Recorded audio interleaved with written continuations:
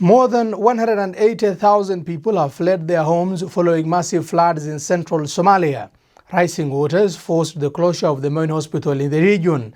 The rains in parts of Somalia are expected to continue for another 4 to 6 weeks. Aid workers fear the floods could lead to an outbreak of cholera and malaria. The Somali government has set up an emergency committee to coordinate humanitarian response assistance with organizations in affected areas. Several thousand people in the worst affected area of Beledweyn are sheltering under trees or in emergency tents after their makeshift homes were washed away by floods caused by torrential rain. The Norwegian Refugee Council is calling for an urgent humanitarian response to ensure aid can be provided safely to the people in desperate need. According to figures by UNHCR and NRC-led Protection Returns and Monitoring Network, 273,000 people have been displaced by flooding in October alone, the vast majority in the Beledweyn area, due to the flooding of the Shabelle River. This brings the total number of displaced people by a combination of drought, floods and conflicts so far this year in Somalia to 575,000 people. Displaced people, particularly children, mothers and elderly,